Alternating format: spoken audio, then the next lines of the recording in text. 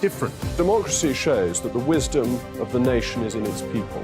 I get to travel to find out what the story is from a personal perspective. The British people aren't fools. We know when we're not being told the full story. We've got to work out how Britain moves forward from this.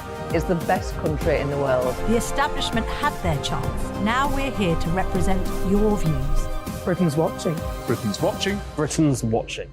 We're proud to be GB News. The People's Channel. Britain's news channel.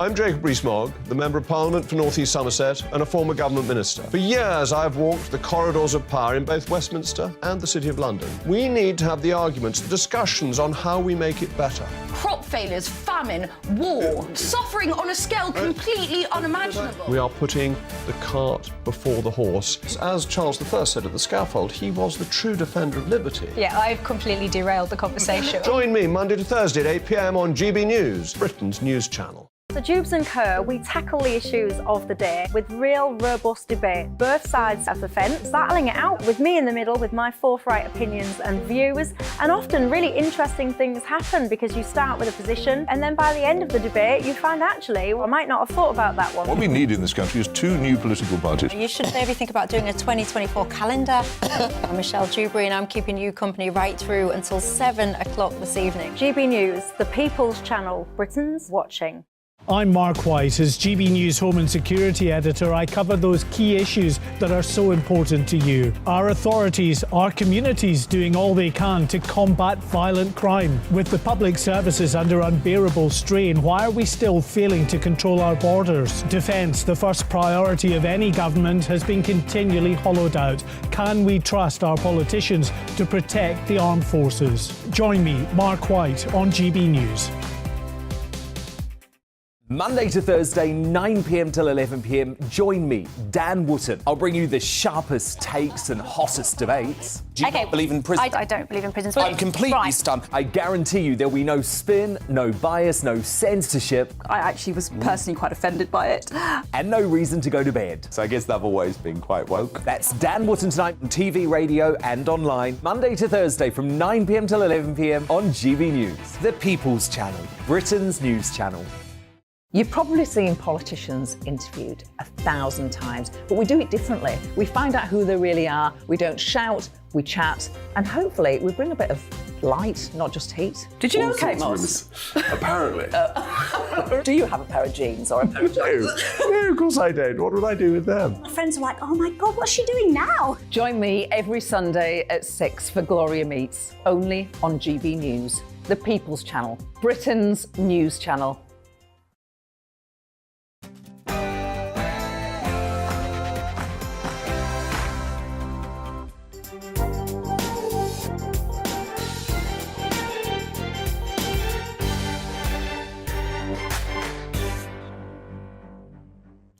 Good morning and welcome to the Camilla Tominey Show with me, Camilla Tominey. I'm very excited about today's show because we've got the comedy legend that is John Cleese coming into the studio. He's soon to be my GB News colleague. If anyone had asked me whether I ever imagined I'd be working with John Cleese at some point in the future, I'd have said they were completely bonkers. But he's doing a great documentary series for us. I'm going to be asking him all about the reboot of Fawlty Towers, what he makes of cancel culture, why he was at the High Court at Prince Harry's phone hacking hearing the other day. And just generally having a good old conflab with him about what's coming up on his show. So do please stay tuned for that.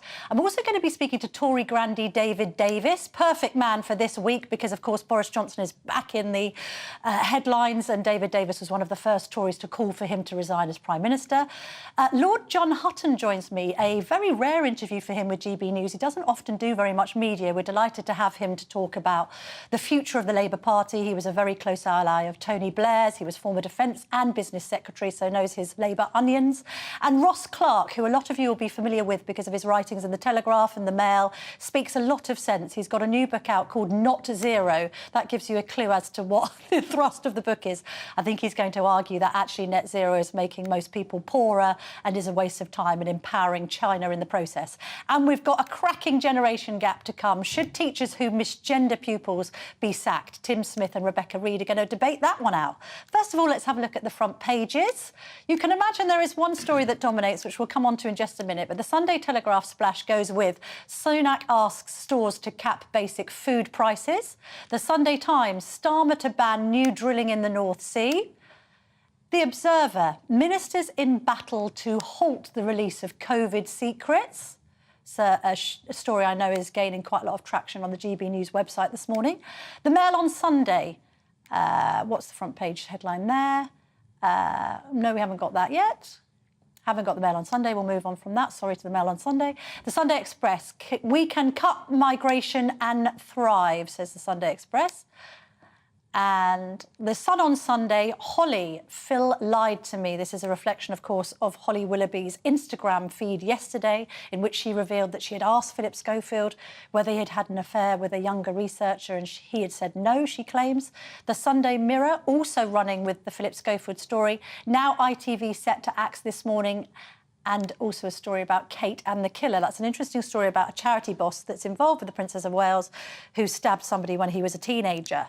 Now, let's bring in Alexander Downer, former Australian Foreign Secretary and High Commissioner to the UK, also the chair of the Policy Exchange think tank. He's a great thinker.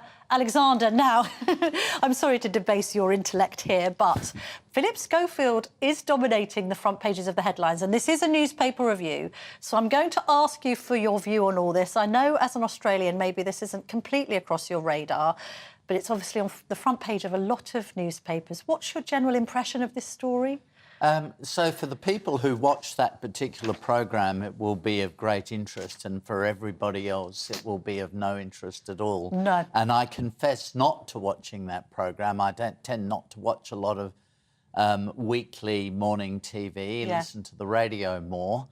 And so it means absolutely nothing to me. And his relationship with somebody and his relationship with Holly and so on, I think for the majority of people, it's of no interest at all. But for a minority, it's of intense interest, but it gets more media coverage than it deserves, given that people are much more worried about other things like food prices. OK, well, let's move on to more serious stories, because, as you say, it's a funny thing, really, this obsession with daytime TV when a lot of people are at work when it's on, so it's strange. Let's talk about the attack of the blob, because much has been said this week about the blob. The blob is actually running the country. We can define what the blob is, but I point to three different stories in today's paper.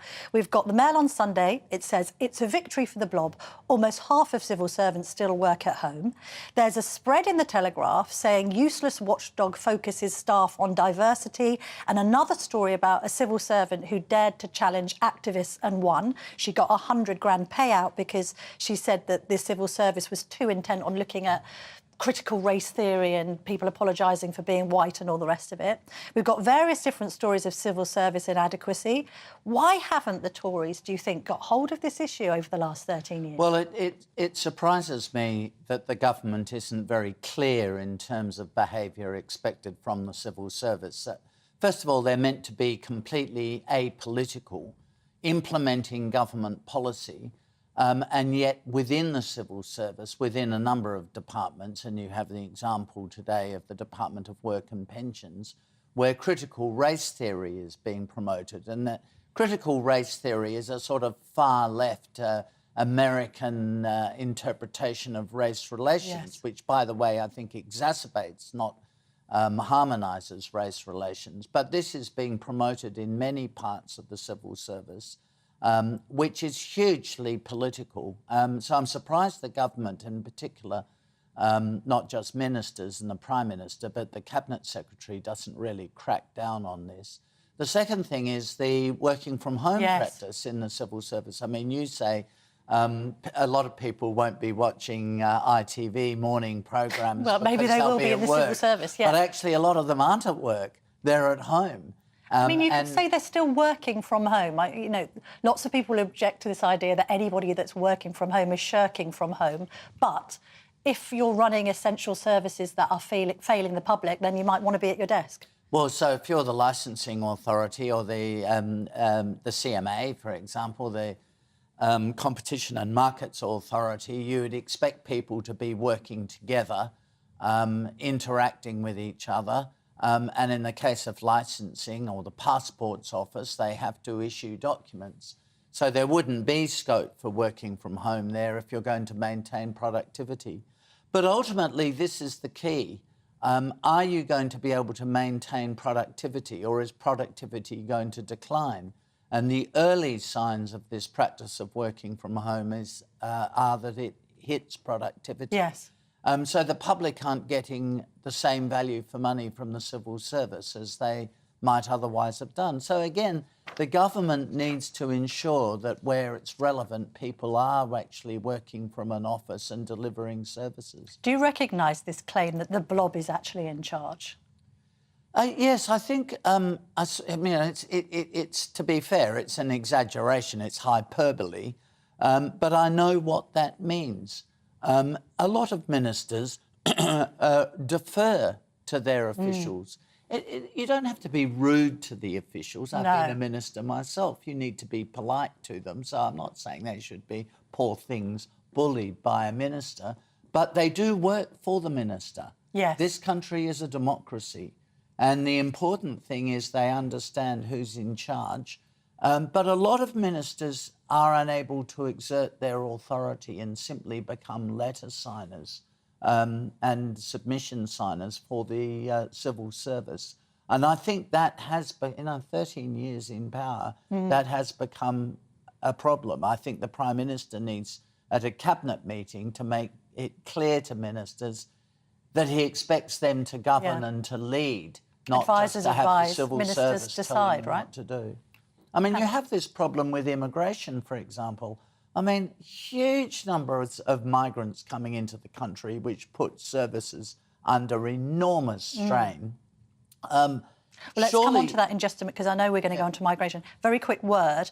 Oliver Dowden's potential role in this witch hunt against Boris Johnson. Should there be an investigation as to whether ministers have been involved in making these referrals to the police on the back of his COVID diaries? No. The government should not be having investigations the whole time into itself. No. I think this Are they having too many hugely investigations? They shouldn't.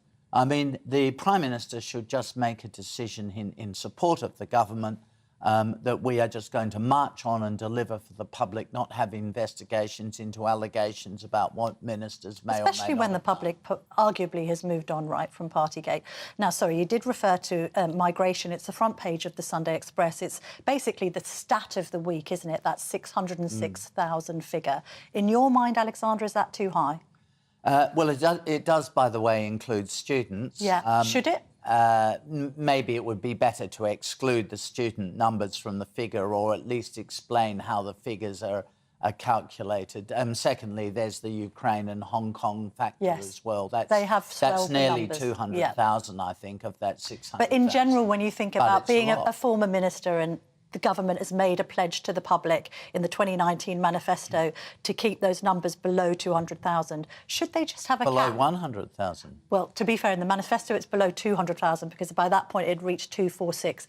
It was David Cameron that pledged below 100,000. Right.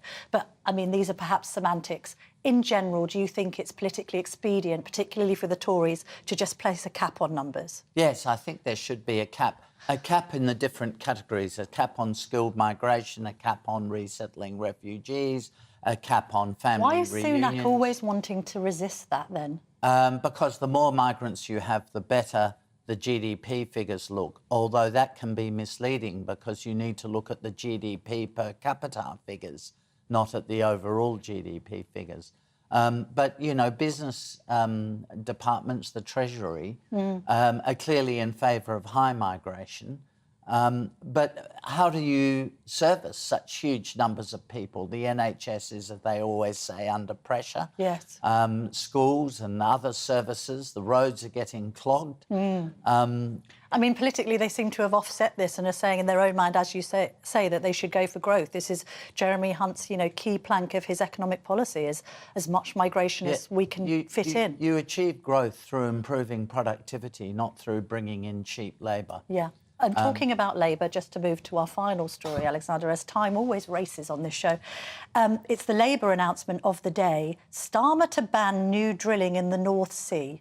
That's on the front of the Sunday Times. Your reaction to that idea? Yes, this is straight out of the Australian Labor Party's playbook. Right. They will have advised this so you have green credentials. Of course, the consequence of it is that gas and oil will be imported rather than come from the North Sea, which will have balance of payments consequences. And by importing oil and gas, that's not going to make the slightest difference to global CO2 emissions, which is meant to be the issue. So it's a classic case of virtue signalling trumping practical policy. Do you think this whole idea about phasing out petrol and diesel cars by 2030, the net zero pledge, do you think that's political lunacy, or do you think it does gain votes on the right? I think it is entirely poll-driven, but it'll never happen. I mean, the European Union has had to abandon its target of electric vehicles by 2030, or theirs was a bit later, I think it was 2035, but they've abandoned that. The UK will have to abandon its figures. There's no way it's going to be achieved by 2030. Alexander Downer, thank you very much for joining me this morning. Lovely to see you. Thank you very much. We're going to be speaking to Ross Clark about all that later, by the way, because he's written this book, Not Zero, and he'll be, no doubt, have a very strong opinion about what Sir Keir Starmer has announced today. Now, Olivia Utley is in Slough. She's with our People's panel. Olivia, sunny Slough. What questions have the People panellists got for our guest today? Hello, yes, I am in a lovely sunny Slough today. All sorts of questions from our fantastic panel. Very, very interested on immigration this week. For now, I am here with Raj, who has very kindly let us come to his wonderful Atlantis lounge in Slough. And how's business going for you? Olivia, morning. Business has been great. We have been open for the last 2 years and it's gone from strength to strength, so much so that we are in the midst of opening a second restaurant called Mizumi. Will be a fantastic Pan-Asian restaurant to start with. Oh, fantastic. That's really exciting news. Do you feel that there are any challenges in the current climate? Absolutely. I mean, one of the biggest challenges we have in the industry in general is recruitment. Finding the right caliber of people and the workforce in general has been a bit of a nightmare, and giving them the opportunity to come into the roles has been also one of the challenges we have had. That's really interesting, Raj, because we've heard very similar things from other business leaders, and thank you so much for having us here. We're really grateful. And now I'm going to introduce you to our brilliant People's panel. As usual, we've got a range of people from all different walks of life who are very excited to be here to talk to us today. This is Sharon. Sharon is a tutor in a school. We've got Jack here, who's an actor, but he's a busy man because he's also driving ambulances for the NHS. And Adil, who is a Conservative councillor.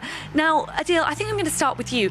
Obviously, one of the biggest questions, one of the biggest talking points this week has been about immigration, particularly legal immigration. This week, the figures came out and shows that legal immigration has reached a record high, which isn't really what we're expecting after Brexit. Yeah.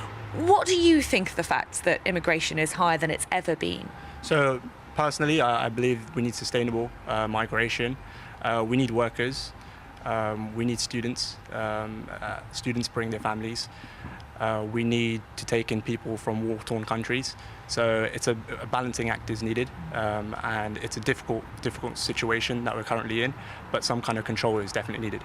That's really interesting. So do you think that net migration should come down, or do you think that as long as we've got the right people, it's okay that it's quite high? So it needs to be sustainable. We need the infrastructure in place. We need the houses in place. As long as it's sustainable, that's for the civil servants to work out whether we can have taken more people or less people. OK, fantastic. Thank you. That's a really interesting perspective. And Sharon, one of the other things that we've been talking about this week is illegal migration, those small boats that are coming over here in record numbers. And obviously with this gorgeous weather, we expect that there are only going to be more. And I think you've got quite an interesting perspective on this, because we were chatting earlier. Yes, I've worked for a charity that provided safe houses for those who've been trafficked. It's actually, I was quite surprised, the second most profitable illegal industry. It's even more profitable than drugs. So people are being treated as products, and I want to know about why aren't we following the money? Why aren't we bringing down Mr. Big? So do you feel that not enough is being done to sort of break those chains of people smugglers that are bringing over some desperate people on small boats? We're a country that's always had immigrants, so I've absolutely no problem with that. I'm an immigrant myself. But it's when you've got people who will be going the illegal route is bad. I mean, at the end of the day, why do they come in illegally? It's very hard to come in legally, I can tell you. Absolutely, thank you. And Jack, Camilla's going to be interviewing David Davis later, former leader of the, former nearly leader of the Conservative Party, I should say. Is there anything specific that you would like to ask him? Well, first of all, I'd like to say I'm not a Tory, but I'm a big fan of David Davis. I think he's a great guy. And I think I'd like to ask him, is he proud of the things that the Conservatives haven't done over the last 13 years and the short-termism and the lack of direction that they seem to have? They don't seem to be linked to the public at all. Well, thank you very much, Jack. Not a fan of the Conservative Party at the moment. It'll be interesting to see if the Right Honourable David Davis can answer that question. For now, back to you in the studio, Camilla. Thank you very much indeed for that, Olivia. I will put that to David Davis, who hopefully joins me now. He's the Tory MP for Halton, Price and Howden, former Brexit Secretary. David, good morning. Lots more stories about Tory infighting in today's papers. We've now got claims that Oliver Dowden may have been involved in referring Boris Johnson to the police, this idea that ministers may have been involved as well as the Cabinet Secretary and Cabinet Office. What's the deal with this story? Is it a witch hunt of Boris Johnson? I know you're not a fan, but do we really need another investigation into Partygate, David? Well, to be honest, I was a bit surprised by it. As you know, I have strong views on Boris, but he's effectively on trial at the moment. He's on trial for his career, if you like, with the Privileges Committee looking at all the allegations and whether or not he told the truth to Parliament. Now, if you go on trial, halfway through the trial, somebody can't come in and say, oh, by the way, can we add shoplifting to the burglary? Can we add all these other charges or this other evidence? And so I do think this was a bit of a misjudgment, whether it's Oliver or whether it's simply the lawyers on the investigation team for Baroness Hallett's inquiry. I don't know, but it just seemed to me not appropriate, frankly. We've got to come to a resolution on Boris. The key issue is about Partygate in number 10 and how he described that, how honest he was about it. That's the key issue. Chequers, frankly, is neither here nor there, and it just adds. I mean, I don't agree with the sort of Boris supporters who say this is a terrible plot. I just think it's, frankly, a slightly incompetent way of handling the data. Although there's more evidence perhaps for some kind of plot being afoot against the former Prime Minister, because there's now a question mark over his honours list. I think Lord McFall, the Lord Speaker, said in the week that he had concerns about Prime Ministerial resignation honours. Should Boris Johnson be allowed to honour and ennoble the people he wants, or should that be looked at, David? Well, look, we are still halfway through, as I said, this trial. I know it's not over yet, and when we come to the conclusion, let's see what the Privileges Committee decide. If they decide that he is guilty of a major misdemeanour and they penalise him accordingly, then maybe we have to think twice about honours. I happen to think, by the way, that we are altogether too fast to allow resignation honours for Prime Ministers. I mean, you had Liz Truss in place for almost weeks, anyway, not almost days, I was going to say. Is it appropriate? She has an honours list. I mean, I actually have a lot of sympathy with her. Well, I have a lot of sympathy with McFall. I think resignation honours lists are a bad idea, full stop. They lead to a feeling, whether it's true or not, they lead to a feeling that people are just paying off their friends. Or their relatives. Reward. Or their relatives, David. What do you think about Stanley Johnson maybe being honoured by his own son? Well, that would be inappropriate in my view. You've got to have at least some reason for the honour. I mean, sometimes the reason is charitable work, sometimes it's other things. It's in modern times it's become rather too common for party funders and the like to get honour. So my view is that we need to streamline it. We need to reduce the size of the Lords anyway, basically to halve it. And we won't do that if we keep sending along people who are friends of the Prime Minister. If you halve the Lords, David, that might stop your chances of becoming ennobled in future years. I suspect I'm going to die in harness in the comments, actually. I know it's not politics, David, but I know you're a voracious reader of the newspapers. On this Philip Schofield situation, do you think the ITV need to carry out some kind of internal investigation into what's gone wrong? You know what?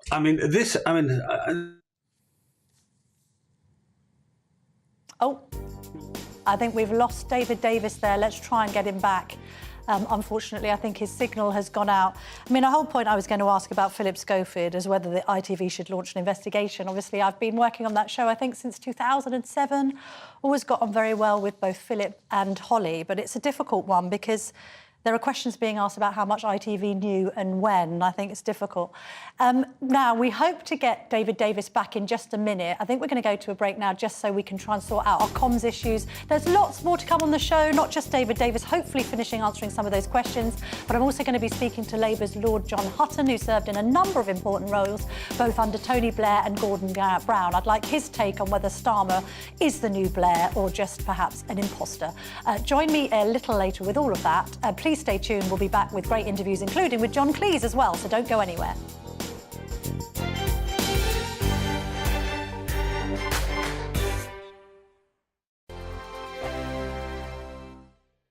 First and foremost, I am a GB News fan, and I was before I was working here. Just love the fact that we're asking the questions that a lot of establishment media won't ask. With a bit of a twist, we not only want to inform you, but we want to keep you entertained. It's worth the drive because you get in and the team's all ready and waiting, they're itching to go, and it's a proper little family. GB News is the people's channel. It's the audience that makes the programme sing. We're giving our viewers and our listeners a voice. I see the thousands of your letters, tweets, emails, you name it, coming in. Britain is broken. How on earth did we get into this mess? But more importantly, how do we get out of it? The establishment had their chance. Now we're here to represent you. It's time for something different.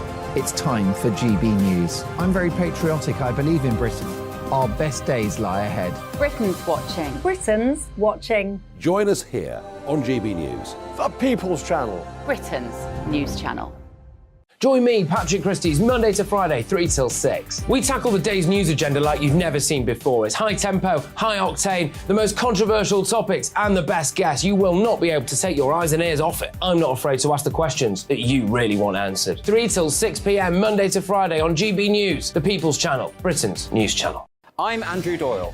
Join me at 7 o'clock every Sunday night for Free Speech Nation, the show where I tackle the week's biggest stories in politics and current affairs with the help of my 2 comedian panellists and a variety of special guests. Free Speech Nation, Sunday nights from 7 on GB News, the People's Channel, Britain's news channel.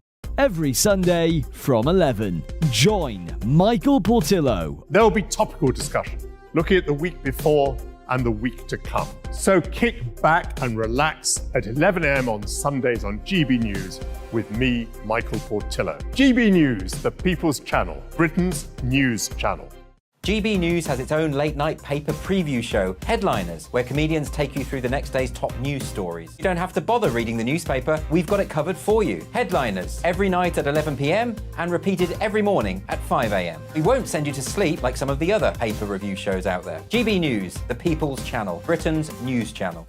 Join me, Camilla Tominey, on Sunday mornings from 9:30, taking the politicians to task and breaking out of SW1 to see how their decisions are affecting you across the UK. Bursting the Westminster bubble every Sunday morning, only on GB News, the People's Channel.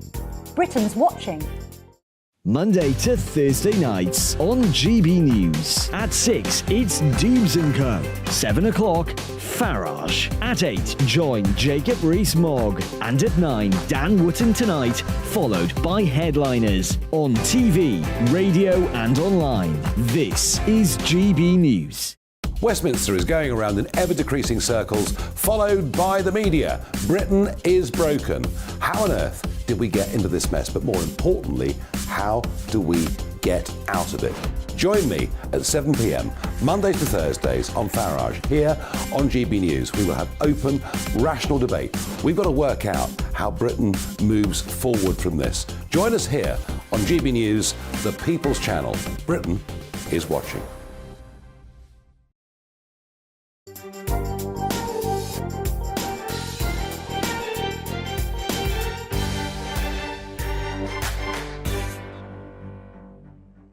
Welcome back to the Camilla Tominey Show. Right, we've sorted out our technical errors and I think we've got David Davis back. Sorry to have interrupted that interview, David. Now, we were talking about just a quick yes-no answer. Should ITV launch an investigation into Schofield? Yes or no, David? And we'll move on. No. No? OK, fine.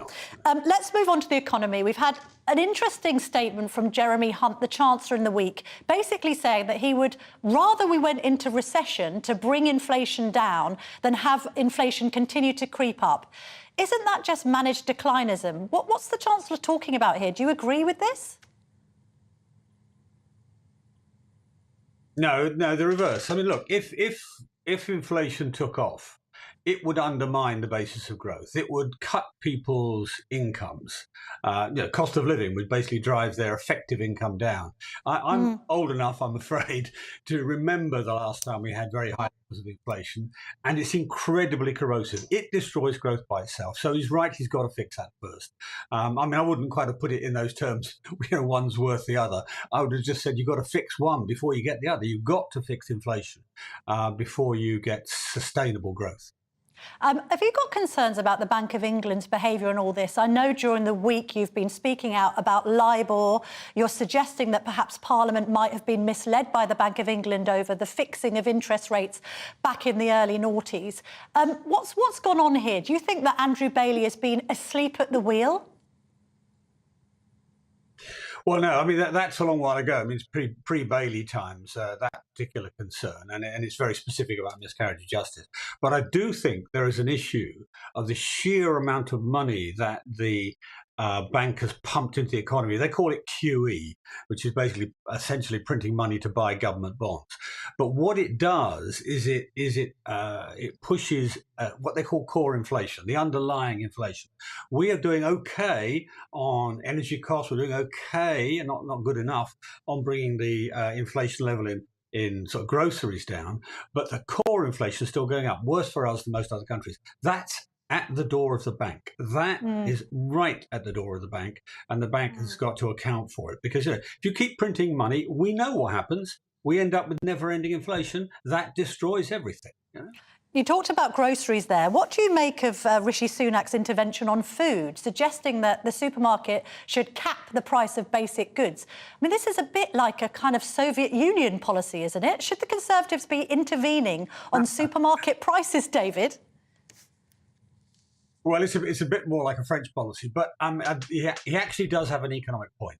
The what's happening is that the raw material prices are coming down, and they're not making their way through the food chain, if you like, fast enough. So if I were Sunak, I'd be making Tesco's and Sainsbury's and whoever explain why their pricing is as high as it is now. They should be able to bring the pricing down quite quickly. I mean, it's the trouble. Look, if you run a business, you're going to be quick to increase your prices when your costs go up. You're not going to be quite so quick to reduce them when they go down. And the government is doing the right thing, putting pressure on them. I think, actually, I mean, yeah, I agree with you. I hate the idea of price controls. I've lived through them too. They're a disaster.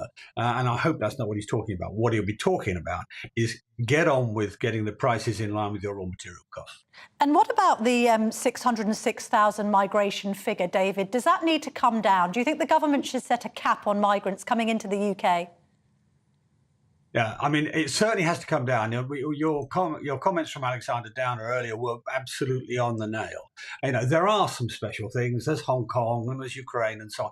But there are things in there which are just bonkers. I mean, frankly, students should not be bringing their families here at all unless they're coming to stay forever. I mean, look, if you want to come and study for a PhD in the UK, even then, I would think twice about allowing families to come. Quite a lot of universities now are actually employing people to advertise taking degrees in the UK as a way to bring your family. This is happening in India. We've seen some of these examples. And that's just wrong. And the Home Office should have had a grip of this some time ago. By the same measure, you should also be a bit tough on the Treasury. I mean, the Treasury, look, Gordon Brown started this habit of increasing immigration in order to artificially push up the growth rate. Downer was right. It's the growth rate per capita, the GDP per capita that matters. And if the only way you're pushing up the growth rate is by bringing people in, you're storing up problems for the future. And of course, storing up problems for today with housing and so on.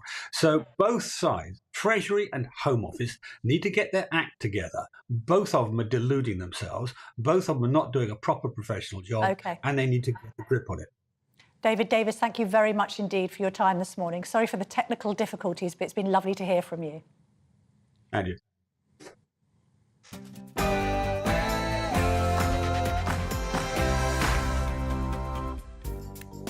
Well, lots more to come on today's show. I'm going to be very excited to speak to John Cleese, star of Monty Python and Fawlty Towers. He's going to be with me here in the studio. And I'm also going to be joined by Labour grandee Lord John Hutton. But first, here's the news headlines with Tatiana Sanchez.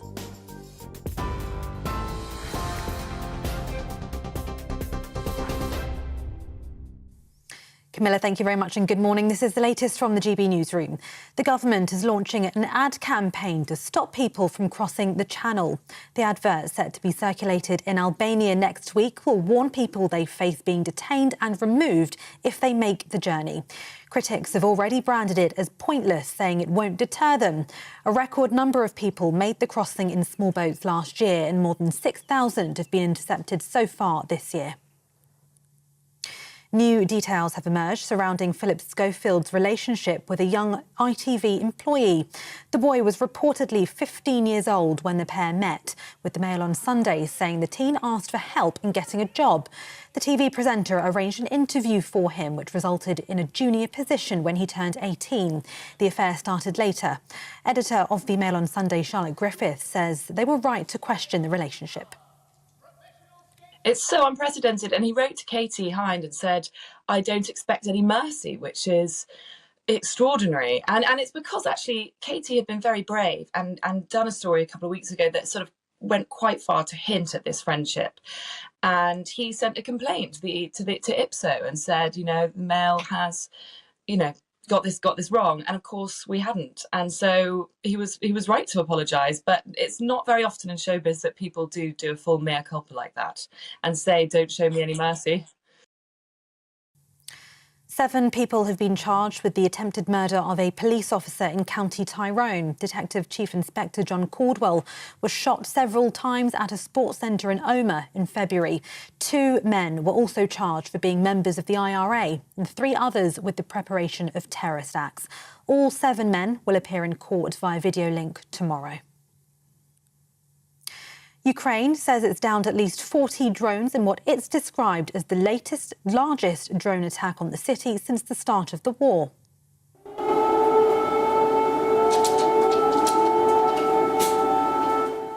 Well, that's according to the head of the Kyiv's military, who's confirmed Russia used the Iranian-made drones in the pre-dawn attack on the city's capital, Kyiv. The mayor, Vitaly Klitschko, says the air alert lasted more than 5 hours, with falling debris killing 1 person.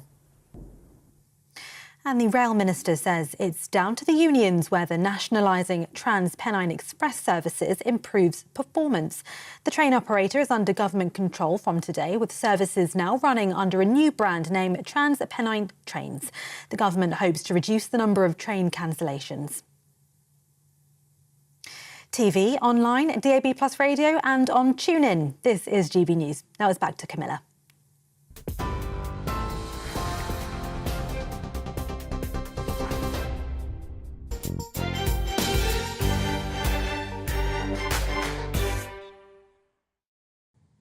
Welcome back to the Camilla Tominey Show. Don't forget, I've got John Cleese live in the studio in just a moment, comedy legend. He's going to be joining GB News and telling me all about his new documentary series for this channel. I'm also going to be joined by Ross Clark, who's a columnist and Mr. Common Sense and the author of Not Zero. He's going to be telling me why the government's green plans are making people poorer. But first of all, I'm joined by Lord John Hutton. He's a Labour bigwig. He was former Defence Secretary and Business Secretary, a very close ally of Tony Blair's. Lord Hutton, lovely to speak to you today. I know you don't often do that much media or come on GB News, so it's great to have you as a new guest on this show. Now, let's talk about migration first of all. It quadrupled under Labour. It was 5 times the major government. It now stands legal migration at 606,000. What do you think the Labour Party's solution to this should be? Well, I think immigration is too high. I think most people accept that. There's no easy solution to this problem, though. It's a global phenomenon. People are moving around. And I think we've got to certainly deal with the boats, the illegal entry. But I think we've got to take a very long, hard look at the other aspects of immigration policy. David Davis referred to families of students coming in and so on. I mean, I think there are things that can be done, but it's got to be done in a way that doesn't damage the economy and supports the growth agenda. I think these are important issues for us now, because I think securing economic growth is probably the biggest economic challenge that we face.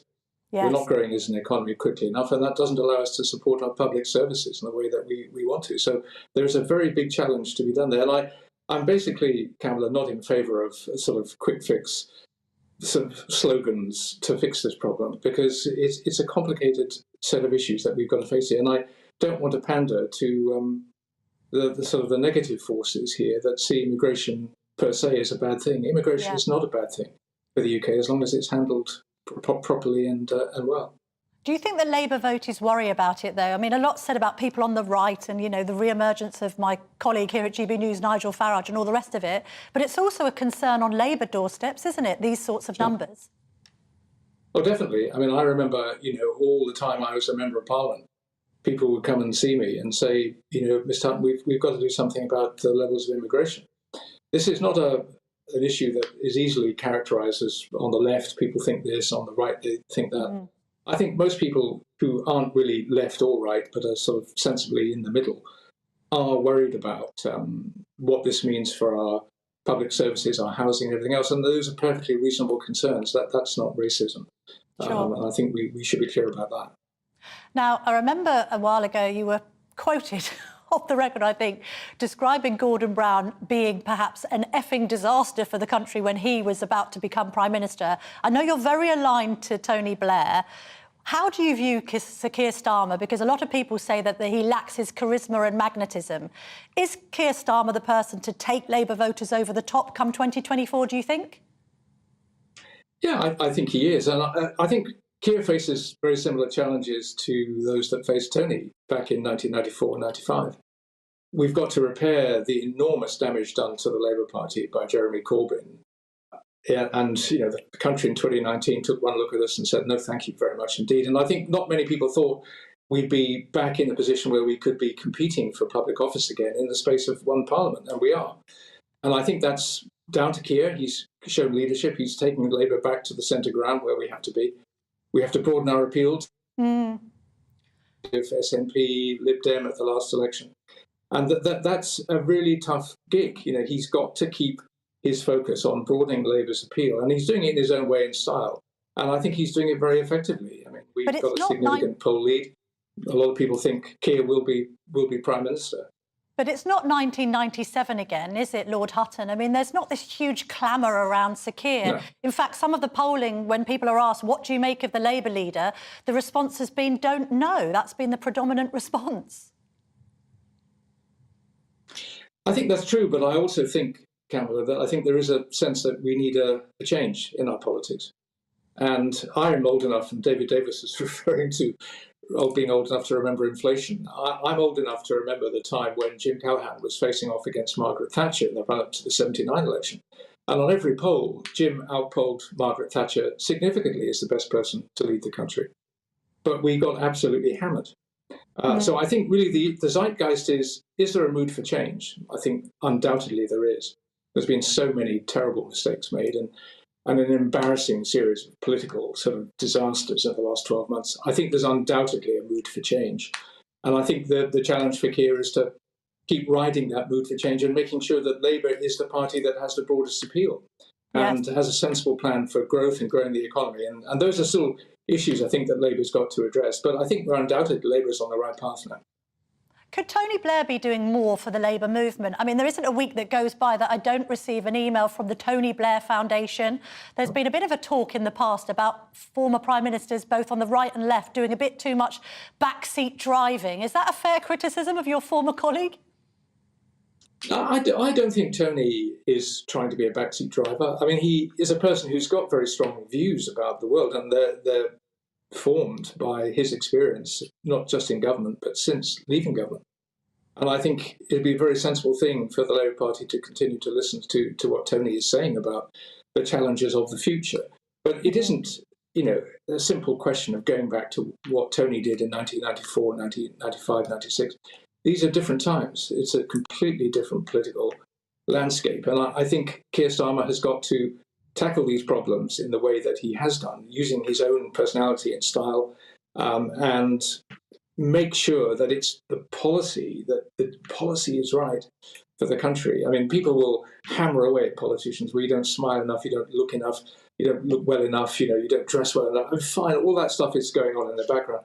But at the end of the day, people have to trust your sense of where you want to take the country.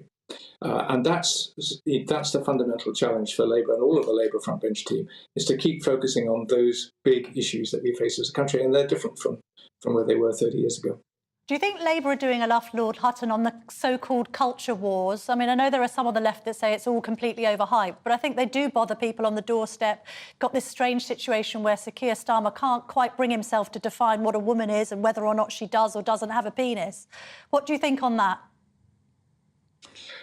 Well, I think undoubtedly, this is an issue that does concern some people, and I think we've got to, again, with respect, say that the focus has got to be on making sure Britain remains a tolerant, inclusive, fair and equal society. But I think there is also a pretty obvious role for common sense in this debate as well. And it shouldn't really be that difficult to define a man and a woman. And in fact, there are very clear legal definitions for what they are. So I don't want to see us getting tied up in knots about this. And I don't want us to be seen to be banging a drum that's so out of tune with where most people in the country are, that people just think, well, hang on, what are you guys talking about? That's not my world. So let's keep our feet on the ground, but let's not pander to those who want to take us back to different social times and different social mores, because we are a different country now. And there's got to be a place, a fair and decent place for everyone, whatever their sexual orientation or gender identity might be. Let's have a final word on pensions, because I know you did a lot of work in this area when you were in government. Concerns perhaps that some policies are a bit too focused in favour of the over 65s. Do you, for instance, think that the triple lock should remain, first of all? Well, I've said previously, I think the triple lock is going to be very, very hard to sustain. And I think we've got to strike a fairer balance between making sure pensioners are well supported in their old age, because, of course, they've got very limited opportunities to top up their pensions with any earnings. But we've got to make sure that welfare state is fair to young families with children too. And it's a terrible thing that at the moment, young families with children are the ones who are facing rising levels of poverty. So this issue about the balance of spending within our welfare state has got to be addressed. And we can't sit back and ignore the needs of young families with children. It's terrible to see them struggling. Do you think we're going to see a situation where in, I don't know, 10, 20 years' time, state pension might need to be means tested? No, I don't think that's likely to be necessary. I hope it isn't. People have contributed through all their working lives, those people who are paying national insurance, to a decent state pension. And I don't think we can then rip up the rule book and say, sorry, we've changed our mind, you paid for this pension, we're not giving it to you. No, I don't think that's playing fair by the rules. Lord Hutton, thank you very much indeed for joining me this morning. Lovely to speak to you. You're very welcome. Thank you for having me. Thank you. Now, let's go back to Olivia and find out what the good people of Slough have made of my interview so far. Olivia. Hello. Yes, we have been listening to those interviews very intently, and certainly there are some pretty strong opinions here. I'm going to start with Adil again. Adil, you were making some interesting comments on Labour's plan for immigration when that was raised with John Hutton there. Do you think that Labour have a grip on the immigration problem? What do you think what do you think our immigration policy would look like under Labour? I think under Labour it would be unsustainable. They don't really have firm details on what their policy would be around immigration, but I believe from their track record that they'll just be allowing pretty much everyone in. That's not the way to go about it, and they need to make their position clear. Pretty much allowing everyone in. Those are strong words there, yes. And Sharon, I heard a noise of sympathy from you when Camilla said that there are people worried on the doorsteps about some of these culture war issues and that Keir Starmer doesn't really seem to be addressing them. As a mother, Do you think that Keir Starmer will lose women's votes if he doesn't address that trans issue? John Hutton seemed to think it wasn't a problem, but what do you think?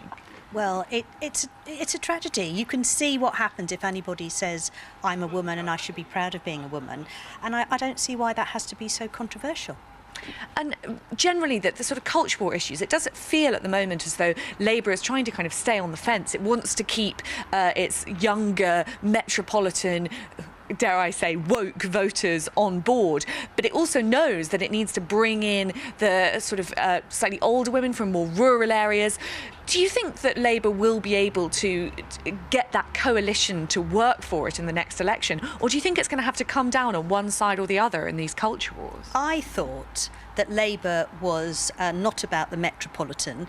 I thought it was all about working class, you know, and men who might work in industries like rails and things like that. So I think if that's where Labour is going to position themselves, then, you know, from looking at what happened at the last general election, I don't think they will have much chance. Thank you very much. And Jack, I think I heard you say that when Camilla was interviewing David Davis, that he should be Prime Minister. Definitely. He's the man who should have been the Prime Minister. The man who should have been the Prime Minister. Well, that's, I think, probably the most flattering comment I've heard from the People's Panel about a political interviewee. And he was talking about why he believes we've got into this inflation crisis. And I think you're sort of the same opinion. There was quite a lot of money printing during lockdown, an idea that kind of high inflation would just be transitory. Do you think that's the issue? I think inflation is three things, actually. The first one is quantitative easing. We printed too much money. The second thing is he just gave a load of money to people to sit at home for a long time, and we're feeling that now because a lot of people don't even want to go back to work and they've got a lot of money. And the third thing is just greed from the supermarkets and the multinational companies. Yeah. Do you think Rishi Sunak stands a chance of getting a grip on inflation? And if he doesn't, would he lose your vote? He hasn't got my vote anyway. I've never been a Tory. I would vote for David Davis if he was the leader. He's the natural person to be there. I'm actually going to vote reform in the next election, definitely. We need to change. We totally need to change. 13 years of this lack of direction. Again, very stark words. And how do you feel? Did those interviews change your mind about how you'd be voting in the next general election? Oh, it's great to listen to people like David Davis. He speaks such a sensible, but those guys aren't in power. Those aren't the people who are pulling the levers. And you wouldn't trust Rishi Sunak with your vote? I'm very disappointed that I'm paying so much tax.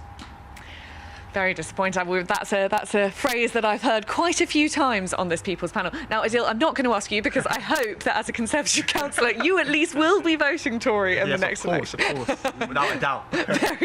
Please, I'm sure the Conservative Party will be very pleased to hear that. Thank you very much. This is our brilliant People's Panel in Slough at the Atlantis Lounge. Then back to you in the studio, Camilla. Thank you very much indeed for that, Olivia. It was a perfect People's Panel from Slough. Don't forget, if you want to join the panel, you can go to gbnews.com/panel and apply for next week's outing. Now, I'm delighted to say I'm finally joined in the studio by John Cleese. We've been tasting this interview throughout the show because you are, as I've written down here, a comedy legend. Do you know what? I was looking you up and I was going to call you... I'm not a legend anymore. I was promomed. I'm a national institution. Are you? Are you national treasure on Friday. status? I've got a certificate. Yeah. Why aren't you a sir? Because I was going to call you Sir John Cleese. No, they haven't asked me, that's why. They should I have. was asked if I wanted to be a peer member of the House. That was Paddy Ashton, whom I adored and ran the Lib Dems for a time, and I was very close with Paddy. And at the end, he asked me if I wanted to be in the Lords, but to vote, you know what I mean, to represent them. And that meant being in England in the winter, and I'm afraid that's not on, you know. So you've been spending summers abroad for many years. Of course, I can't stand the winter. No, I get chest infections and feel horrible. Oh, no. So off to the sun. Now, I was intrigued in the week to spot you at the High Court because I think you sat in on one of the phone hacking trials. Let me ask you first of all, because I know you've been a fierce critic of the British press. Yes. What do you make of the treatment in the newspapers of Philip Schofield and this whole story, having been also in TV for decades? It seems to me astonishingly trivial. Yes. I mean, there are quite important things going on in the world at the moment, and to concentrate on this, but I always wonder, is it that the right-wing press don't want to have to talk about how awful the government is? Maybe. And so they're looking for any other story. Although you say that in the right-wing press, the leader column in the Sunday Telegraph today is absolutely so highly critical of Sunak and Hunt's approach. It's saying that it's about managed declinism. So doesn't the right-wing press also about managed declinism, saying their economic policies are wrong, that they're not creating enough growth and stimulus, that taxes are too high? They're not right-wing enough because Rishi's moved them slightly to the left. Would you think that's a good or a bad thing? I think I'm definitely centre-left. Yes. And I thought that Liz Truss's ideas for the economy were a complete disaster, although they appeared to the extreme right wing of the Conservative Party, which is how she got into power. But no, I think we need a centrist government, and one that is much more competent and not so corrupt, because the one thing that bothers me about this government more than anything else is the degree of corruption. In relation to Boris Johnson or in relation to COVID contracts, or what do you mean? Well, you name it. I think it's all very corrupt and paying off their cronies, you know, and promoting to the House of Lords people who are merely Tory donors. I mean, there should be some merit attached to being in the House of Lords, you know, that you've done something important in government or in trade unions. But isn't that kind of an all-party problem? Tony Blair was accused of cronyism a lot with his honours list. I mean, all absolute power corrupts absolutely. Yes, you're absolutely right, it does. And that's that's the problem with the press. They've been so powerful for so long that they sort of felt that the rules didn't apply to them. So I went along because I wanted to hear what was going on in that particular case. And I saw a very clever barrister called Sherburn completely demolish the Daily Mail guy who was in charge of finance. Although some of the late entries, some of the witnesses that Hugh Grant and indeed Prince Harry wanted to call to some of the other trials have not been allowed. I mean, do you have There were two of those, and they were very late, and they were not allowed on the grounds that it would take the trial too long. The judge was trying to keep the schedule. Yes. But they don't need those anyway. They were just extras. They've got plenty on the Mirror, and they're going to, I think, destroy the Mirror, which is, at the top level, a good thing. And I hope they replace them with good people. You talked about the right-wing press, but obviously the Mirror is very left-wing. So you're saying... Say again? You talked about the right-wing press, but, the Mirror is obviously very left-wing. So you think that they're also culpable? Well, the standard of the morality... You see, I'm old. You know, I'm 83, and I remember what the press was like when I first became well-known in '66. They were a decent bunch. If they made a mistake, they were slightly embarrassed about it. Now they don't give a damn. They really don't. Do you sympathise with Harry and Meghan, then? I do have sympathy for them, yes. If I had to choose who to have dinner with out of the royal family or ex-royal family, I would choose them, yes. You wouldn't choose Princess Anne? Oh, yes, she's great. Yeah, sorry, I forgot that. No. Yeah, I've met her a couple of times on Celebrity Knockout, I think it was. But in Harry and Meghan's case, you'll be familiar as a comedian with the South Park kind of parody of this couple who are trying to be famously private. That's oxymoronic, isn't it? They're chasing fame while at the same time saying, please don't look at us. Yeah, and the fascinating thing about it is that exhibitionists are always given a lot of media time. I mean, dear old Michael Winner was a great friend of mine. He just loved being in the media. And what was so funny is they said, yes, you are an exhibitionist. Come along and we'll give you lots of coverage. I think the answer is don't cover exhibitionists. But how can we avoid covering exhibitionists if, for instance, Prince Harry writes a tell-all tome about his nearest and dearest? It creates loads of news lines. But you don't have to be obsessed with them. Just this weekend, they're obsessed with Philip Schofield. And I saw somebody saying just now that they've been accused of males who have been accused of not handling something properly, and they were cleared by IPSO, which is supposed to be the regulatory body, which is in fact financed by the press. Isn't that nice? The press control body. Well, the IPSO will say... Let me just say this. In 2021, 971 cases were referred to IPSO, complaints about the press. Yes. Camilla, guess how many they upheld? You tell me.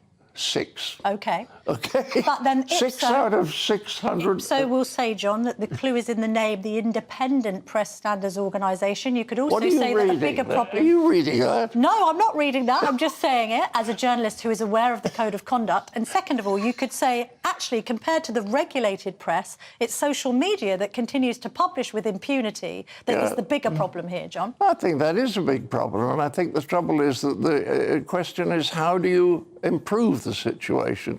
And what I don't understand is why people who post things can't be identified. Yes. Why are they keyboard warriors anonymously spewing out It bile? must be very easy to know who they are. Yes. And if they were there and were responsible for what they said, they wouldn't be so nasty for a start, because people are only nasty when they can, or really nasty, when they can do it privately without being found out. Now, you've said that you're left-leaning. Why GB News then, and what are you going to be doing for this channel? What I like about this place is that it is free speech. Yes. Now, the other one, Piers Morgan's one, what's it called? We don't talk about that No, because but it's a rival that's channel. Whatever. I can't remember the name of it. But that is, that's Murdoch. So it's obviously going to be right-wing, you know? I mean, when the papers, when the Times was covering the thing in the High Court last week, you know, if you read the headline, they actually said that they'd thrown Hugh Grant's case out. A complete lie. Yeah. Complete and utter lie. If you want the BBC, they said, no, the case is going ahead. Yes. So what I'm worried about is the fact that there's all this lying, because newspapers now aren't newspapers, they're propaganda sheets. We know exactly how they're going to recommend us to vote at the general election. And I don't think that's a very healthy situation, because you can't have a proper democracy if there isn't good, clear information out there that you can rely on, and there isn't now. OK. And what kind of programmes are you going to be making for GB News, John? I'm going to make a slightly odd one. Right, good. Try to break some of the moulds that are around, and I'm going to talk about things that I'm interested to people who I think really know about them. OK. And it's been very interesting. For example, I've been interviewing people like Tim Rice. Yes. And we talked to him about creativity and how he worked with Lloyd Webber and with Elton John. That's one side of it. And then we're also have a program on woke with people who've written good books about it, who really understand what it's about. Like, Do you worry about cancel culture? I mean, I know that some of your own work has been revisited, people saying, well, could Fawlty Towers be made today? I know you're going to talk to me about the revamp of that show. There's been a story in The Telegraph about the life of Brian. Should the scene where Michael Palin's talking about wanting to be called Loretta... Well, that was unfortunately, Camilla, that was misreported. I was in Guildford, and what I said to them was that when we had a very successful read-through of the script in New York, the actors, who were people who'd won Tonys and been Tony nominated, so they're experienced, proper actors, they all said to me at the end of the script, which I'm doing for the stage next year, they all said, it's really funny. And then they said, but you can't do the stuff about Loretta. And I said, people have been laughing about it for, 44 years? Yes. You mean they're not going to come to the theatre because they don't want to laugh at it anymore?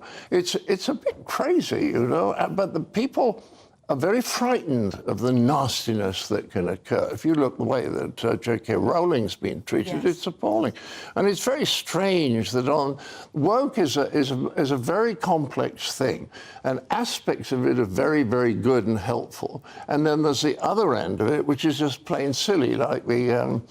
what was that thing the other day? Oxfam issued a pamphlet advising their employees how to speak to people. And one of their things was, if you support someone, don't say you stand with them, because that might upset people who are unable to stand.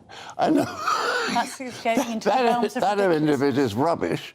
And the trans activists who preach being kind are, in fact, very nasty. Are you worried about censorship in comedy? I know Ricky Gervais and others have said a lot about this, that you can't tell certain jokes. Have we got the right to be offended but just allow people to say what they want? Yes. Because actually it's a subjective feeling. Well, and also people can argue and discuss. I mean, the way a liberal democracy is supposed to work is if there's an issue, we're supposed to debate it and discuss it and talk about it. And please God, there's some sort of consensus at the end, which the government can then act on. That's how a liberal democracy works. What I don't like about the woke fraternity is they refuse to discuss things. They won't come on my show. We've asked a lot of them, and they won't come on my show. And I'm told it's because if they debate with you, it might suggest there's something on your side that's worth listening to, and they don't want to deal with that. Final question about Fawlty Towers. Are you going to have to be careful how you do reboot it, because people have suggested that Manuel's character, for instance, might be offensive. Some of the things that the Major has said in the past, in past series. And what's your response to that? Well, the answer is it's going to be hugely different. And my daughter, who's called Camilla... Great name. And I have been working on it for about a week, and all we know is it certainly won't be set in the UK. Right. Probably set somewhere in the sun. Not in a big city, but somewhere out in the sun with a lot of open-air stuff, which you never get in Fawlty Towers. But we've only just started to think about it, because I'm working on the stage version of Life of Brian. Yes. We're working on a musical of The Fish Called Wanda.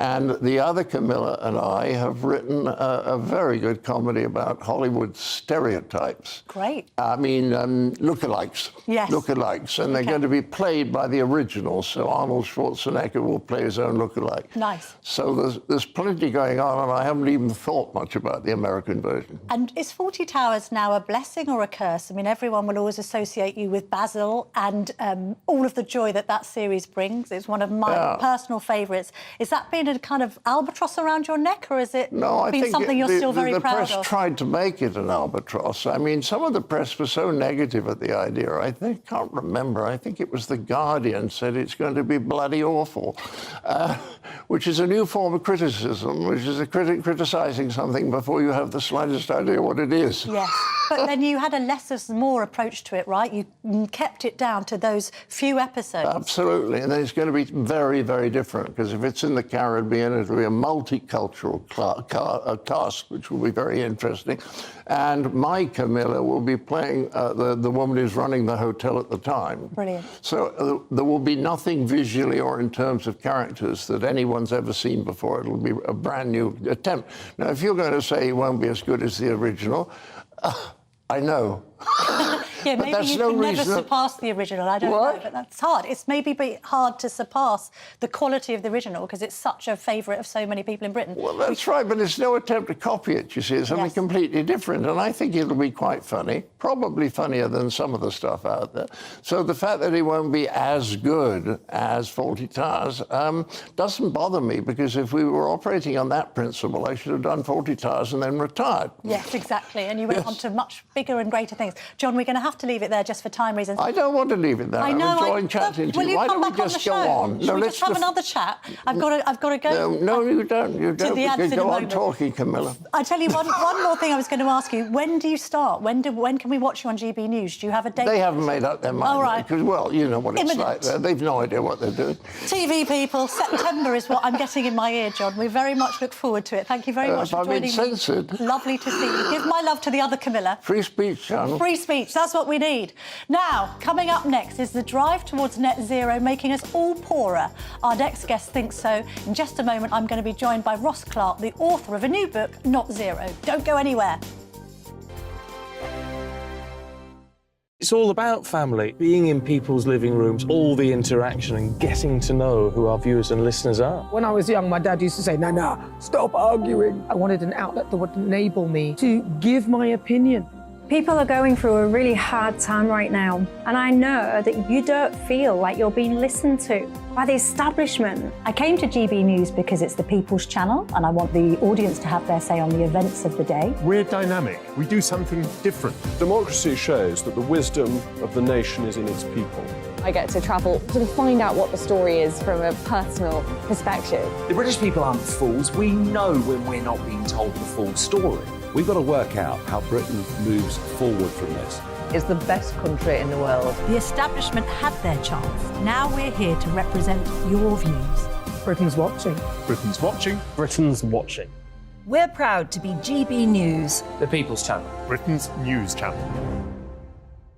I'm Jacob Rees-Mogg, the Member of Parliament for North East Somerset and a former government minister. For years, I've walked the corridors of power in both Westminster and the City of London. We need to have the arguments, the discussions on how we make it better. Crop failures, famine, war, suffering on a scale completely unimaginable. We are putting the cart before the horse. As Charles I said at the scaffold, he was the true defender of liberty. Yeah, I've completely derailed the conversation. Join me Monday to Thursday at 8 p.m. on GB News, Britain's news channel. The Jubes and Kerr, we tackle the issues of the day with real, robust debate. Both sides of the fence, battling it out with me in the middle with my forthright opinions and views. And often really interesting things happen because you start with a position and then by the end of the debate you find actually, well, I might not have thought about that one. What we need in this country is 2 new political parties. You should maybe think about doing a 2024 calendar. I'm Michelle Dewberry and I'm keeping you company right through until 7 o'clock this evening. GB News, the People's Channel, Britain's watching. I'm Mark White. As GB News Home and Security Editor, I cover those key issues that are so important to you. Our authorities, our communities doing all they can to combat violent crime. With the public services under unbearable strain, why are we still failing to control our borders? Defence, the first priority of any government, has been continually hollowed out. Can we trust our politicians to protect the armed forces? Join me, Mark White, on GB News. Monday to Thursday, 9 p.m. till 11 p.m. Join me, Dan Wootton. I'll bring you the sharpest takes and hottest debates. Do you not believe in prisons? I don't believe in prisons. I'm completely stunned. I guarantee you there'll be no spin, no bias, no censorship. I actually was personally quite offended by it. And no reason to go to bed. So I guess they've always been quite woke. That's Dan Wootton Tonight on TV, radio and online. Monday to Thursday from 9 p.m. till 11 p.m. on GB News. The People's Channel, Britain's news channel. You've probably seen politicians interviewed 1,000 times, but we do it differently. We find out who they really are, we don't shout, we chat, and hopefully we bring a bit of light, not just heat. Did you know Kate Moss? Apparently. Do you have a pair of jeans or a pair of jeans? No, of course I don't. What would I do with them? My friends are like, oh my God, what's she doing now? Join me every Sunday at 6 for Gloria Meets, only on GB News, the People's Channel, Britain's news channel.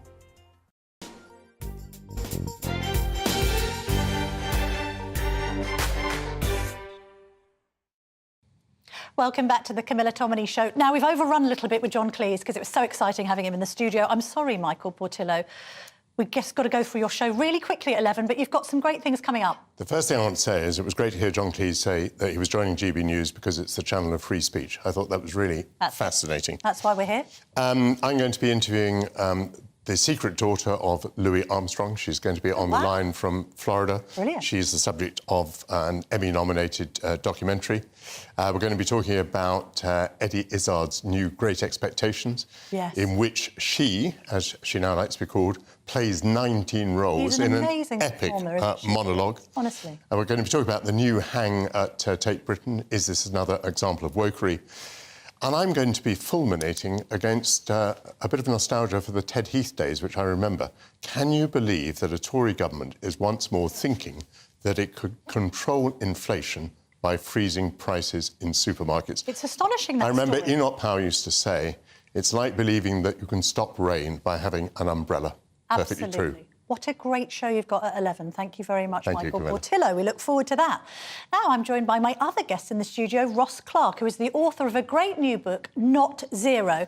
Ross, lovely to see you today. Let me just read out the catchline of this book. Not Zero, how an irrational target will impoverish you, help China, and won't even save the planet. Explain, please.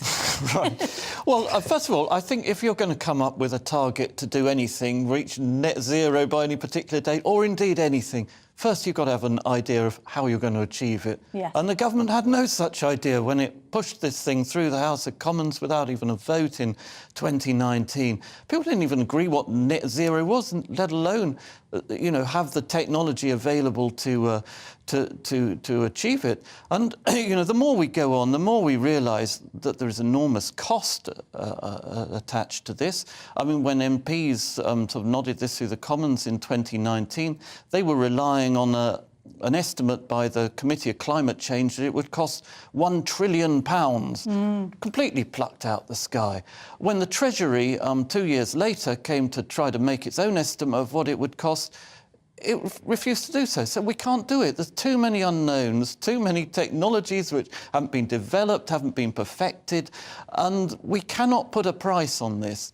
And so it's going to impoverish. Well, how's it going to help China? Because by imposing a self-imposed target on Britain, we are, we're giving advantage to other countries.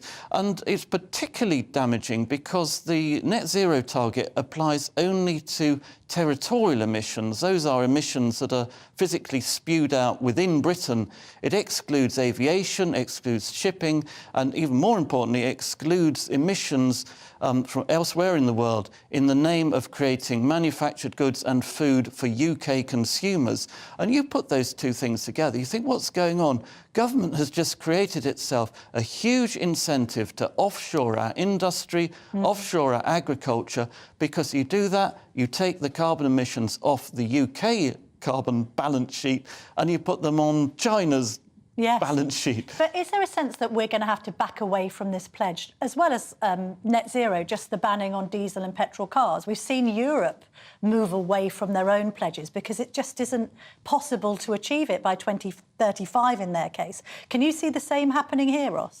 Well, exactly. Look what's happening in Europe at the moment. Germany, the government is falling apart over the plan to ban installations of new gas boilers from next year. And, in Germany, as here, an enormous number of homes are currently heated by gas. It's cheap and it's efficient. Replace that with a heat pump. That's £10,000, £20,000 worth of, cost you're imposing on, quite low-income people. Electric cars are similar. Electric cars, we're all going to be told. Bloomberg 2 years ago was telling us they were going to be on a cost parity with petrol and diesel cars by 2024. That's gone out the window. The infrastructure isn't there for charging. And the infrastructure's not there for charging. They take a long time to charge. They have a short range. The technology just is not there at the moment for electric cars to replace petrol and diesel cars, apart from, certain instances. People buy them as second cars to drive around town, and you charge them at home. That makes sense. Yeah. But short journeys only, but you can't longer really take journeys, one from London not to very Darlington. good, no. What do you make of ULEZ as well? Because I think it kind of seems slightly contradictory to have this drive towards more less polluting vehicles and then to have ULEZ. If electric vehicles bring down emissions in cities, and by the way, if you look at the London Air Quality Index, and then you compare it with someone like Chiang Mai, I mean, it's just minimal, the amount of air pollution in London, but whatever. Does that then make ULEZ completely redundant? Is it just a money-spinning exercise for Sadiq Khan, the London mayor? Well, ULEZ will make marginal difference to air quality. Everyone wants clean air, and, I mean, the cleanliness of the air in Britain has improved immeasurably in the last 50 years. Yeah, I mean, you look at nitrogen oxide emissions, particulate emissions, soot. They're a small fraction of what they were in 1970 when we have the first sort of records of that. And we could make the air cleaner still. But the trouble with ULEZ is it concentrates on emissions from engines from older cars. Now, newer cars have slightly lower emissions, but not a lot from, a car built in 2005 has slightly higher emissions than one built now. But, you're imposing that £12.50 charge on low-income motorists who can't afford to replace their car. And there's no charge on, your supercar, brand new supercar that people race around the streets of Kensington every summer and so on. I mean, it's completely ridiculous. It is a highly regressive tax that falls upon, nurses, teachers and people, carers particularly, people who work at night, particularly disadvantaged by this. Yeah, people who are on shifts, actually probably lower income workers. Very, very quick final word. Starmer suggested banning drilling for new oil in the North Sea. Your reaction to that? It is economically and environmentally illiterate. Right. It's the reason he's come up with it. Ross, get off the phone. He's trying to get SNP votes, and SNP, they have their green agenda. They want to ban these new licences for North Sea oil and gas. But by doing that, we just make ourselves more dependent on imports. Foreign, it's coming. We've got gas coming in now from liquefied natural gas. There's a huge energy cost in compressing gas and then then decompressing, you lose about 10% on Ross, you're in the way. incredulous. You're incredulous at the Labour leader's policy. Thank you very much indeed for your contribution this morning. Not zero. When's it? Is it in the shops already? It's in the shops already. It's in the shops already. Check it out. Now, coming up, should teachers who misgender their pupils be sacked? One of our Generation Gap panellists thinks they should. In just a minute, we're going to be speaking to author and commentator Rebecca Reid, who'll be debating that with the former Australian MP, Tim Smith. Don't go anywhere. First and foremost, I am a GB News fan, and I was before I was working here. Just love the fact that we're asking the questions that a lot of establishment media won't ask. With a bit of a twist, we not only want to inform you, but we want to keep you entertained. It's worth the drive because you get in and the team's all ready and waiting, they're itching to go, and it's a proper little family. GB News is the People's Channel. It's the audience that makes the programme sing. We're giving our viewers and our listeners a voice. I see the thousands of your letters, tweets, emails, you name it, coming in. Britain is broken. How on earth did we get into this mess? But more importantly, how do we get out of it? The establishment had their chance. Now we're here to represent you. It's time for something different. It's time for GB News. I'm very patriotic. I believe in Britain. Our best days lie ahead. Britain's watching. Britain's watching. Join us here on GB News. The People's Channel. Britain's news channel. Join me, Patrick Christie's, Monday to Friday, 3 till 6. We tackle the day's news agenda like you've never seen before. It's high tempo, high octane, the most controversial topics, and the best guests. You will not be able to take your eye off it. I'm not afraid to ask the questions that you really want answered. 3 till 6 p.m, Monday to Friday on GB News, the People's Channel, Britain's news channel. I'm Andrew Doyle. Join me at 7 o'clock every Sunday night for Free Speech Nation, the show where I tackle the week's biggest stories in politics and current affairs with the help of my 2 comedian panellists and a variety of special guests. Free Speech Nation, Sunday nights from 7 on GB News, the People's Channel, Britain's news channel.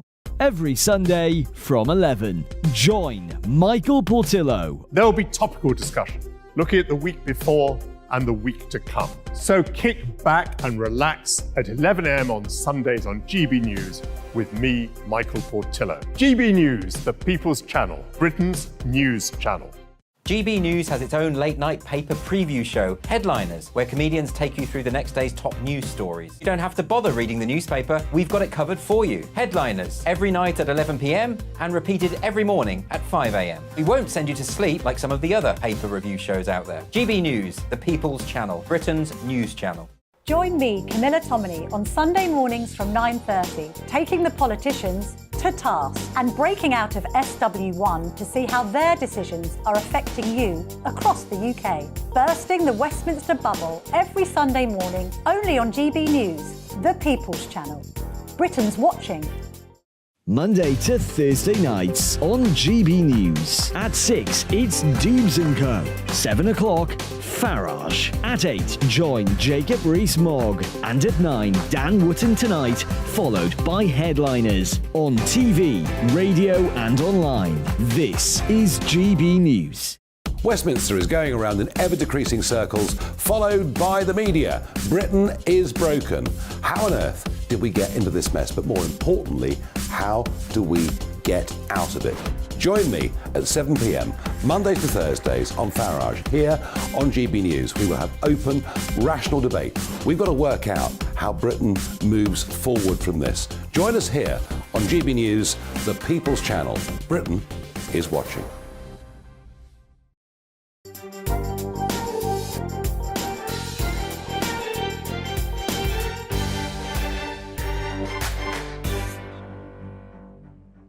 Welcome back to the Camilla Tominey Show. Now it's time for the Generation Gap, the part of the show where people from different generations debate hot political topics. Should teachers who misgender their pupils be sacked? I'm joined by Tim Smith, former Australian MP, and Rebecca Reid, journalist and commentator. Now, I have to express a vested interest because I did interview I interviewed for The Telegraph last week Joshua Sutcliffe, who is this teacher who has been sacked for misgendering this pupil. He is kind of a controversial figure. He's obviously extremely vehemently Christian. He's got some beliefs that some might find him unpalatable.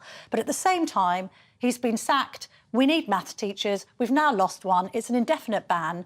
all because he's used the wrong pronouns. Rebecca, you can't justify that. I mean, it's not just because of the pronouns. He also apparently showed a video which was about masculinity that had some very, like, Andrew Tate connotations. I watched the video. It was talking about, it was talking about masculinity, and it was trying to counteract the narrative around toxic masculinity by saying men should just be proud to be men. It's not that controversial. Sure, but that wasn't his position. He wasn't supposed to be teaching a lesson about that. He was seeking out the opportunity to teach people things that were not within his wheelhouse. And similarly, he also said some stuff about Islam, apparently, that was really not great. That wasn't in the TRA investigation. Just to get this nailed down, he was found to be wanting in the following areas: misgendering and using the wrong pronouns.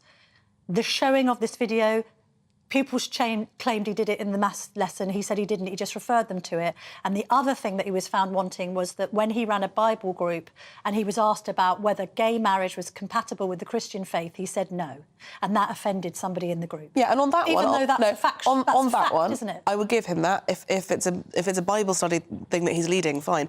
In a maths lesson or any other situation, he shouldn't be talking about things that aren't his specific responsibility. So do you think the firing for misgendering was right? I take the other 2 points, but let's talk about misgendering, because we're waiting for guidance from schools. What should it say to teachers? Well, so I think legally you can sue an employer for discrimination if they won't use your correct pronouns. So I don't see why it's different if your employer won't do it, if your teacher won't. It's somewhere that you don't have a choice. You have to be at school. The difference is that children are children and they're under 18. So should they be dictating, Tim, to teachers how they're addressed at all? I mean, this is absolutely ridiculous. I mean, this guy's lost his job. And let's take Mr Sutcliffe out of this. It's actually not about him. It's about whether or not you say to a class of students, well done, girls, which he did, and one of the people in the room identifies as a boy, which they're not. But they're a girl. Well, they have the right to identify as.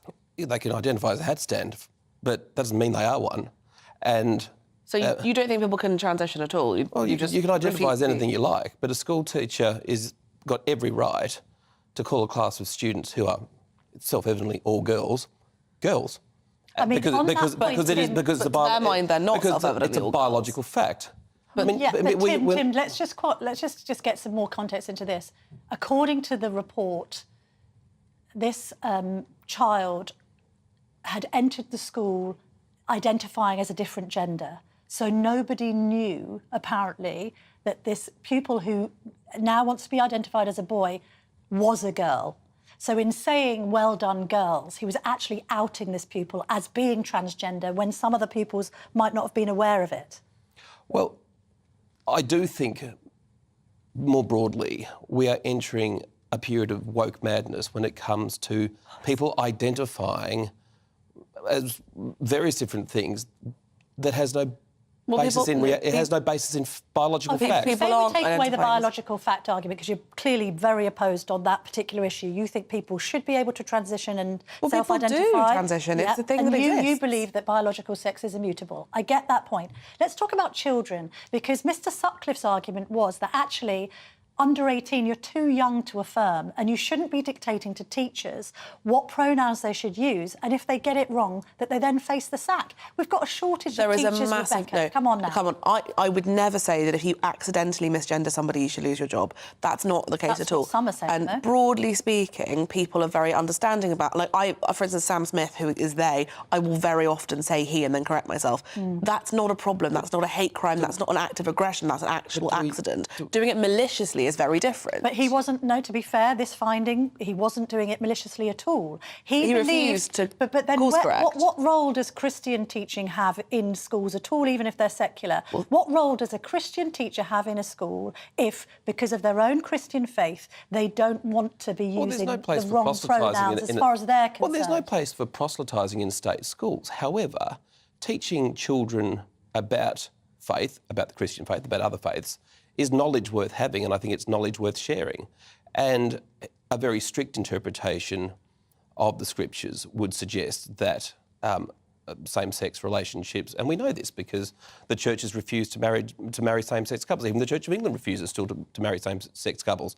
So that's a fact. But there's a difference. What you just said is an absolute fact. Yes, there's a difference between saying this religion believes that same-sex marriage is wrong and saying same-sex marriage is wrong. Those are two very different statements. One of them is effectively an RE lesson. One of them is a value judgment. I don't think he said that. I think he made the point that this is what the Christian faith teaches. Now, and I think his understanding of the Christian faith may well be different to other people's understanding of the Christian faith, but I don't think he was saying... But every single time that one of these cases comes up where a teacher claims to have been fired for misgendering somebody, there is always, in every single case, a wider context. You will always then find a list of other things that they've Rebecca, done. seriously, is it a sackable offence to say well done, girls, when someone identifies as a boy in that class? Well, if you've outed somebody as trans, I would say that is a fairly massive failing. This guy also he'd lost his job at, 2 schools previously? This is clearly a consistent issue with him. OK. Folks, we're going to have to leave it there. It's a good debate. I love it. Sorry the generation wasn't wide enough, that gap. It was because Julie Bindel, who we were going to have on, did get COVID this morning, so we wish her all the very best. Now, as you know, up next, it's Michael Portillo. I'll be back here at 9:30 next Sunday. Lovely to see you. Have a great day.